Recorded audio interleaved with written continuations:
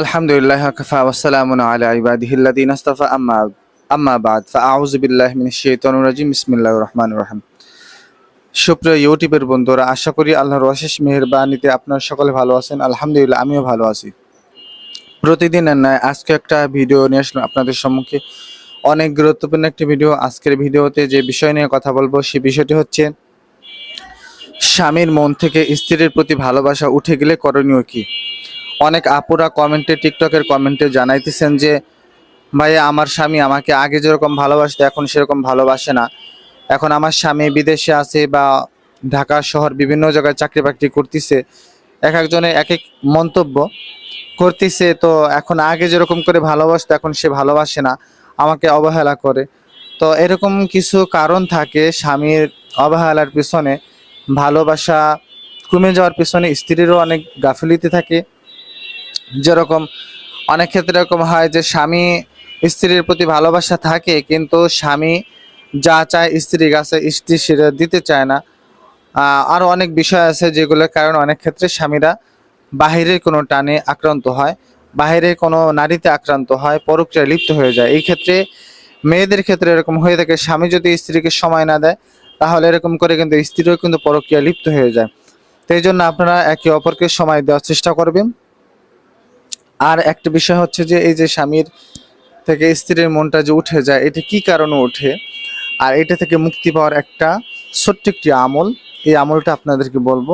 অনেক আপুরা আছে বিদেশে থাকে তার স্বামীরা, তো এই জন্য ওই বিদেশি স্বামীকে কিভাবে নিজের প্রতি ভালোবাসা বাড়াতে পারবেন সেই জন্য ছোট্ট একটি আমল শিখাবো আপনাদেরকে।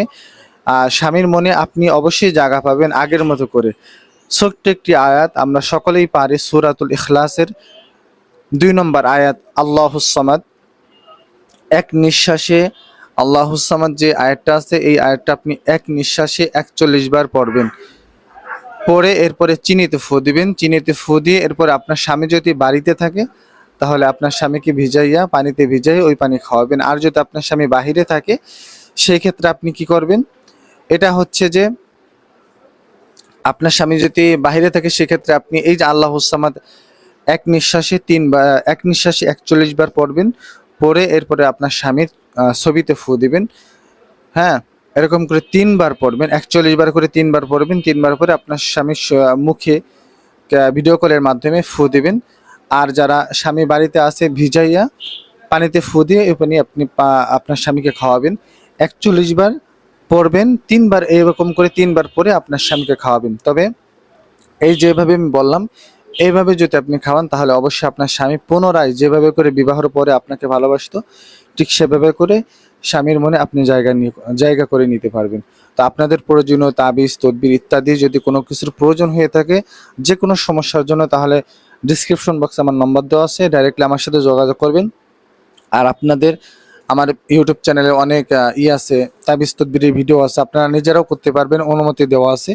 আর দয়া করে প্লিজ ভাই এবং বোনেরা যারা আমার ভিডিওটা দেখতেছেন তারা অবশ্যই, যদি ভালো লাগে আপনি অবশ্যই চ্যানেলটি সাবস্ক্রাইব করে যাবেন। আর যদি ভালো না লাগে আস্তে আস্তে করে আপনার ভালো লাগবে ইনশাআল্লাহ। সকলে ভালো থাকবেন। আসসালামু আলাইকুম ওয়া রাহমাতুল্লাহি ওয়া বারাকাতুহু।